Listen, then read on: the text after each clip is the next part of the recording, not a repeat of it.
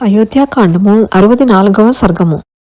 నేనా పుణ్యచరిత్రుని సరయూ తీరమందుబడియున్న వానిని, ఆపదనొందిన వానిని, రక్తము చేత శరీరము తడిసిన వానిని చూచి చూచి వ్యాకులత చెందుచు ఎంతగానో విలపించి తిని.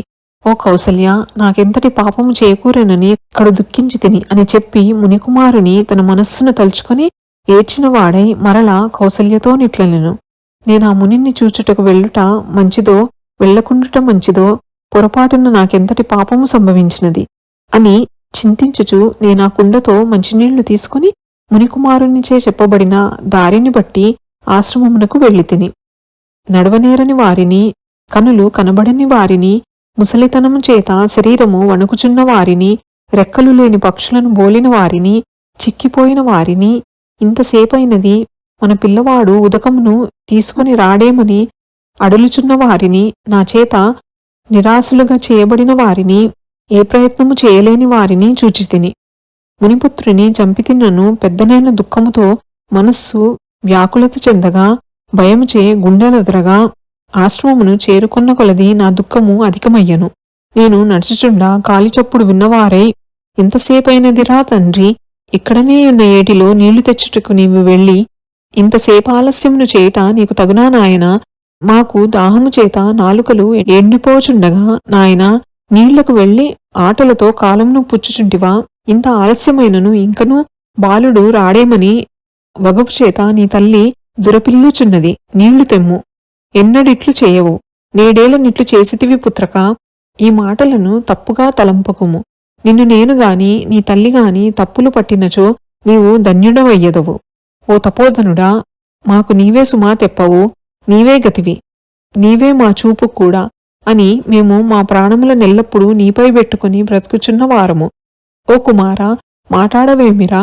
కనులు లేని మాకు కన్నులు నీవేయని, దిక్కులేని మాకు దిక్కు నీవేయని నమ్మియున్నాము. ఓ గొప్ప నడవడిగలవాడా, మమ్ముల నీ ప్రకారముగా నుపేక్ష చేయుట తగునా అని సన్నని గొంతుతోనూ తొట్టుపాటుతోనూ పలుకుచున్న ఆ పవిత్రుడైన మౌనిని సమీపించి, నేను చేసిన దుష్టకృత్యము చేత భయము చెందుచు మెల్లమెల్లగా నిట్లంటిని. నేను మీ పుత్రుడనుగాను, ఓ మునీంద్ర, పంక్తిరథుడను పేరుగలవాడను, రఘువంశపు రాజును, గొప్ప పాపమును చేసిన సజ్జన గర్హనీయ చరిత్రుడను, దుర్మార్గమును చేసి తిని. రాత్రి సరయూ నది యొద్ద వేటకై వెడలి హస్తమునందు ధనుస్సునందు బాణమును సంధించి పట్టుకొని చాటుగా కాచుకొని ఉండగా నీళ్లలో బడబడమని శబ్దము వినిపించెను. ఆ ధ్వని కుండ ముంచుట చేతనని తలంపక ఏనుగు నీళ్లు త్రావుచున్న చప్పుడని భావించి వేగముగా బాణమును వేసి తిని. ఆ బాణము రొమ్మున దగిలి భూమిపై బడియున్న మౌనిని నేను చూచితిని. ఓ అనుగులారా, అడవి ఏనుగును చంపుటకై నీటియందు విడువబడిన బాణముచే మీ తనయుడు వధింపబడెను. అతడు తన వృత్తాంతమును చెప్పెను. అతని మాట ప్రకారమే ఆ బాణమును తీయగా అతడు, హా తల్లిదండ్రులారా, వృద్ధులారా, అంధులారా అని పలుకుచూ మరణించెను. అతడు తెలిపిన విధముగా, ఓ మహాత్ములారా, మేము చూడవచ్చి తిని. మీ కుమారుని చంపిన పాతకిని నన్ను మీ మనస్సుకు తోచిన విధముగా చేయుడు. అజ్ఞానము చేత మీ కుమారుని నేను నిమిషంలో చంపితిని. ఇది నిజము, నేను దోషిని. నన్ను దయచూతురో శిక్షింతురో మీ ఇష్టము వచ్చినట్లు చేయుడు. పాపభయం చేతను దుఃఖము చేతను నేను పలికిన కఠినమైన మాటలు చెవులబడగానే విలపించుచు వేడి కన్నీరు కన్నుల నుండి దారలుగా కారుచుండగా మిక్కిలి భారముతో నిట్టూర్చుచు తల్లడిల్లుచు సమీపముననున్న నన్ను గూర్చి ఆ మునిపుంగవుడ ఆర్తితో నిట్లనెను. వానప్రస్థుని చంపి బ్రతుకగల్గునా? బుద్ధిపూర్వకముగా చేసినచో ఆ ఇంద్రుడైన స్థానభ్రష్టుడు కాకుండునా? ఓ రాజా, ఇట్లు పశ్చాత్తాపమునంది నీవే నీ పాపమును చెప్పుట చేత బ్రతికి ఉండగలిగితివి. లేనిచో నీ శిరస్సు 1000 వ్రక్కలు కాకుండునా? ఎరిగి ఎరిగి గొప్ప తపస్సాలియు బ్రహ్మవాదియూనగు వీనిని కఠినమైన బాణముచే చంపియుండినచో ఇప్పుడే నీ తల వ్రక్కలైపోయి ఉండెడిది. తెలియక చేయుటచే బ్రతికితివి సుమా? తెలిసియే చేసియున్నచో నీవన్నెంత వాడవు. రఘువంశమే నశించిపోయేడిది గదా. ఓ రాజా, మా తనయుడెక్కడ పడియున్నాడో అచ్చటికి మమ్ము నీవు తీసుకుని వెళ్ళుము. రక్తముచే తడవబడిన శరీరముతో విరియబారిన జుట్టుతో చచ్చి భూమిపై బడియున్న నా తనయు చూడవలెనని యున్నదని కోరగా నేను వారినిద్దరను అచ్చటకు తీసుకుని పోయి తిని. ఋషి తన పుత్రునికై విలపించుట. ఆ ఋషి చనిపోయి పడియున్న తన పుత్రుని తడివి తడివి చూచి ఇట్లనెను. ఓ పుత్రా, నీ తండ్రినైన నేనిచ్చటకు వచ్చియున్నను నమస్కరింపవు. నీకిది తగునా? అయ్యయ్యో పుత్ర, మాటాడ విధేమిరా, కోపము వచ్చినదా తండ్రి? ఇచ్చట నిట్లు నేలపై బడియుంటివేలరా, ఒక్క మాటైనా చెప్పరాదా? నా మీద నీకు ప్రేమ లేకున్నచో నీ తల్లినైనా చూడరా కుమారా, తీయగా ఒక్క పలుకైన పలకరా? మనస్సునందలి దుఃఖము తొలుగునట్లుగా ఒక్కసారి కౌగిలించుకొనరా? క్రమము తప్పకుండా మనస్సునకు మిక్కిలి ఆహ్లాదము కలుగునట్లుగా అపరరాత్రులందు లేచి శాస్త్రములాదిగా సకల కళల నెవ్వరింక చదువుదురు. ఎవరు చదువగా విందునురా? ఓ పుత్ర, ఇక నెవ్వరు స్నానము చేసి సంధ్యాగ్నిహోత్రములనుపాసించి పుత్రశోక భయార్తుడనగు నన్ను సేవింతురు. కుమారా చెప్పుము, ఇటునటు తిరగలేని వారిని, ఇంకొక దిక్కులేని వారిని, నిత్యకృత్యములను చేయ శక్తిలేని వారిని, మమ్ములను అనురాగములతో ఎన్నియో కందమూలములను పరమాదరముతో సత్పురుషుడైన అతిథికి పెట్టినట్లు మాకు పెట్టుచు నిండైన ప్రేమతో నింకా చూచువారెవ్వరు. హా తనయ, ఇట్లు వెళ్ళుట నీకు న్యాయమా? కడుపు దుఃఖము చేయనెక్కువగా తప్పించుచున్న నీ తల్లిని, వృద్ధురాలిని, దీనురాలిని, కనులు గానరాని దానిని నాయన భరించుట నాకెట్లు శక్యమో చెప్పుము. ఓ పుత్ర, యముపురమునకు వెళ్ళకుము. ఇదే నీ తల్లితో కూడా తెల్లవారినచో నేనును నీ వెంట వచ్చదను. నిలువుము, నేను యమునితో చెప్పుదును లెమ్ము. ఓ యమ, మా పుత్రుని క్షమింపుము. తల్లిదండ్రుల మగు మమ్ము తీసుకుని వచ్చుటచే ఆలస్యమైనది, కాన శిక్షించుటకు తగినవాడు కాదు సుమా అని చెప్పెదను. ఓ తనయ, నిన్నడబాసి దుఃఖభారము చే నలుగుచు దిక్కులేని వారమై వనములందు మ్రగ్గిపోవచ్చు నెట్లు బ్రతకగలము. గొప్ప కీర్తి గలవాడు, కల్మషము లేనివాడు నగు ఆ యమధర్మరాజు నా మనవులను విని జాలిబొంది నిన్ను కోపగింపకుండును. మమ్ము చూచినంతనే ప్రేమతో నీకు అభయమొసంగును. ఓ పుత్ర, నీవు చేసిన పాపమేమీయూ లేదురా. ఈ పాపాత్ముడైన రాజే నిన్ను చంపెనురా. కుమారా, అందువలన నా సత్యము యొక్కయు తపస్సు యొక్కయు బలముచే నీవు యుద్ధమున గూలిన శస్త్రయోధుల గతికి వెళ్ళుము. యుద్ధములందు వెనుకంజ వేయక పోరాడి మరణించిన శూరుల లోకమును చేరవయ్యా పుత్రక. సగర దిలీపులు, శౌభ్యుడు, నహుషుడు, దుందుమారుడు, జనమేజయుడు మొదలగు రాజులకు కలిగిన గతిని నీవు పొందుదువుగాక. ఓ సచ్చరిత్రుడా, మునులకు, సాధువులకు, భూదాతలకు గలుగు సుగతికి నీవు వెడలుము. ఏకపత్నీ వ్రతులను, వేనవేల గోవులను దానము చేసిన వారులను, గురులను భక్తితో పూజించిన వారులను, యోగముతో దేహమును వీడిన వారులను వెడలునట్టి మంచి లోకములకు నీవు వెళ్ళుము వత్స. ఊర్ధ్వలోకములను పొందవలనను కోరికను మనస్సున నిలిపి గంగా యమున సంగమ స్థలమునందో అగ్నియందో తమ దేహములను విడిచిపెట్టడు వారు పొందునట్టి లోకములను నీవు పొందుదువుగాక. మా వంశమందు పుట్టిన వారెవ్వరికిని అధమమైన గతులు కలగలేదు సుమా, అవి నీకెట్లు కలుగును? నీ మృతికి కారణమైన వాని కంటు వంటి యథోగతులు కలుగును సుమా అని పనవి పనవి ఏడ్చుచు మునీంద్రుడు తన పుత్రునకు త్రిలోదకములిచ్చెను. అంతటా మునిపుత్రుడు దివ్యమైన రూపముతో ఆకాశ వీధియందు ఇంద్రునితో గూడి నిలిచి తన గురువులను జూచి ఇట్లనెను. మీకు పరిచర్యలు చేయుట చేత నాకు పరలోక సుఖములిట్లు ఘటించినవి. కావున బ్రహ్మజ్ఞానం గలవారగు మీరు పరితపింపకుడు. ఓ భవ్యమూర్తులారా, మీరు తొందరగా నన్ను చేరవచ్చెదరు అనుచు ప్రకాశించుచున్న దివ్య విమానమునందు దివ్యమైన శరీరముతో మునికుమారుడు స్వర్గమును చేర నరియెను.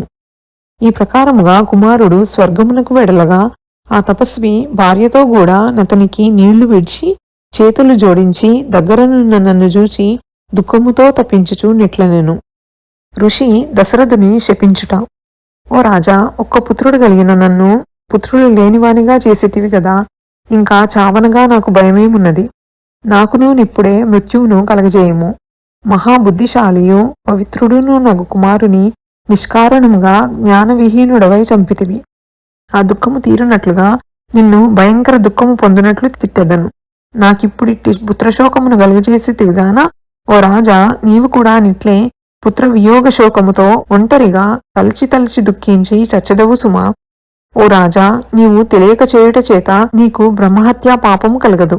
దాతకు దక్షిణలిచ్చిన ఫలము కలిగినట్లు వెంటనే నా శాపము ఫలించును అని ఇట్లు నాకు శాపమిచ్చి అనేక విధములుగా పుత్రునికై విచారించి వారిద్దరూ కట్టెలతో నేను చితినమర్పగా అగ్ని యందు ప్రవేశించి స్వర్గమును చేరిరి. ఇంకనేమని చెప్పువాడును. ఓ దేవి, శబ్దభేది బాణముతో మునిపుత్రునేయుటయును ఆ బాణమును పెరికివేయుటయును చిన్నతనమున చేసినట్టి ఆ పాపం ఇప్పుడు చింతచే జ్ఞప్తికి వచ్చినది. ఆ పాపఫలం ఈ ప్రకారముగా నన్ను చేరినది. అపద్యాహారమును తినిన రోగము రాకుండునా. హా కౌసల్య, ఇంకేమి చెప్పగలవాడను. ఉదారులైన యా మునుల యొక్క వాక్యములిప్పుడు నాకు సరిగా ప్రాప్తించినవి. పుత్ర వియోగ శోకము వలన కలిగిన ఆర్తిచే నేను ప్రాణములను విడిచు సమయము ఆసన్నమైనది.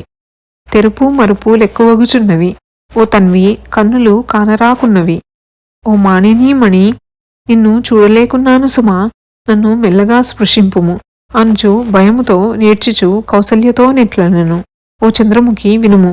రామునికి నేను చేసినది నాకే తగియున్న పని, రాముడు నాకు చేసినది అతనికే తగియున్నది. ఎట్లాంటివేని చెప్పెదను. ఈ భూమి మీద ఎంతటి చెడు నడవడి గలవాడినైనను పుత్రుణ్ణి విడిచిపెట్టడి అవివేకి ఉండునా. ఈ ప్రకారము అడవికి వెళ్లమన్న తండ్రినే పుత్రుడైనను సహించి యూరకుండునా. యమలోకమునకు వెళ్లి తిరిగి తమ వారిని చూడగలుగు వారెవ్వరైనా నుందురా. కావున ఈ భువియందు జీవించియుండగనే రామచంద్రుని కమలముల వంటి నేత్రములు గలవానిని చూడగోరుచున్నాను. రాముని చేయి తగిలినచో, రాముని ముఖ కమలమును చూడగలిగినచో, ఓ భామ, యముని మందిరము చెంతకు పోకుండా నిలవవచ్చును సుమా. నా మది చలించుచున్నది, తెలివి తప్పుచున్నది. నిన్ను చూడలేకపోచున్నానే, నాకు క్షేమం ఇంకెట్లు కలుగును. అదిగో యమభటులు నన్ను తొందరపెట్టుచున్నారు. ఆలోచింపక నాకింతకంటే మించిన దుఃఖముండునా. మరణించు సమయమందు సన్నుతింపదగిన గుణములు గలవాడుగు రామచంద్రుని కన్నులారా కాననైతిని. అతని చూడకపోవుట వలన కలిగిన మహావ్యధచే నా ప్రాణములు తీక్ష్ణమైన ఎండవేడిమికి కొంచెమైన నీరు వలె శోషించుచున్నవి. పవిత్ర చరిత్రుడగు రాముని ముఖమును 14 గడిచిన తర్వాత 15వ ఏట మరలనెవరు చూచెదరో ఓ సుదతి, వారు దేవతలే కాని మానవులు గారు. తామరల వలె విశాలములైన యా కన్నులు, ఆ అందమైన ఉన్నత నాసిక, ఆ సుందరమైన కనుబొమ్మలు, సాటిలేని దళదళ మెరియు నా చెక్కులను, శోభా సమన్వితమైన శరత్కాల చంద్రబింబంను బోలిన ఆ ముఖమును ఓ మానిని మరలి వచ్చిన తర్వాత చూచు జనులు నిజంగా ధన్యులు సుమా. వనవాసమును పూర్తి చేసి మరలి వచ్చిన పవిత్రుని, రుజుమార్గవర్తిని రామచంద్రుని శుక్రుని చూచినట్లుగా పుణ్యములు చేసిన వారు కౌతూహలముతో చూచెదరు సుమా. ఓ కౌసల్య, కనులు కనిపించుటలేదు, చెవులు వినబడుటలేదు. చిత్త విభ్రమముచే మనస్సంతయు ముక్కలైనట్లుగా తోచుచున్నది. ఇంద్రియలేవేమో తెలియకున్నవి. చమురులేని దీపపు కాంతుల విధముగా చిత్తనాశనమొగుటచే నా ఇంద్రియములన్నీ వికలములగుచున్నవి. ఇంకేమి చెప్పవలను.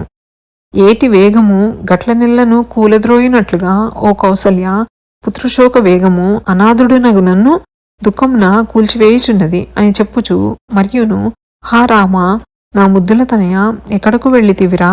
రారా, నాకు నీవే దిక్కుగదరా. నన్నింత శోకమును ముంచదగునా?